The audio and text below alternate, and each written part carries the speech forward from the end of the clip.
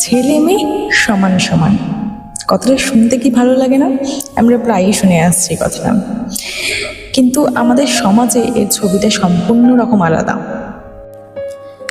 ছেলেরা তো সব পারে, আর মেয়েরা ঘরের কোণে। নাকি আজকের দিনে দাঁড়িয়ে ছেলে আর মেয়ে দুজনেই সমান?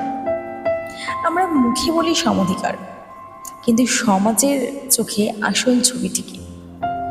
আজকের দিনে মেয়েরা মহাশূন্যে যাচ্ছে, কর্পোরেট বোর্ডরুম সামলাচ্ছে, আবার রিক্সাও চালাচ্ছে। কোন কাজটা শুধু ছেলেদের বা শুধু মেয়েদের, এই সীমানা অনেকটাই ভেঙে গেছে। নিজের পায়ে দাঁড়ানোর মানসিকতা এখন ছেলে মেয়ে উভয়ের মধ্যেই সমানভাবে বাড়ছে। একটা ছেলে রাত 10টায় বাড়ি ফিরলে কোনো সমস্যা নেই, কিন্তু একটা মেয়ে ফেরা মানে হাজারটা প্রশ্ন। কাজের জায়গা থেকে ফিরে মেয়েদের কিন্তু বাড়ির রান্না, সংসার একা হাতে সামলাতে হয় অধিকাংশ ক্ষেত্রেই। সেখানে এই সমান সমান ভাবনাটা কোথায়? সমান অধিকারের কথা বললেই সবার আগে দরকার সমান নিরাপত্তা। রাস্তার ভয়, সামাজিক ট্রোলিং আজও মেয়েদেরকে সিদ্ধান্ত থেকে থমকে দেয়।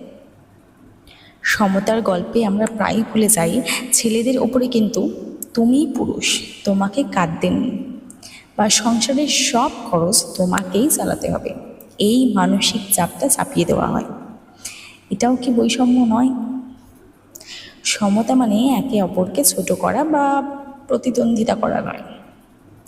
ঘরের কাজ থেকে শুরু করে সিদ্ধান্তের স্বাধীনতা, সব জায়গায় সমান সুযোগ ও সম্মান দেওয়া দরকার। শৈশব থেকে ছেলে বা মেয়ে হিসেবে না দেখে সন্তানকে একজন ভালো মানুষ হিসেবে গড়ে তোলা।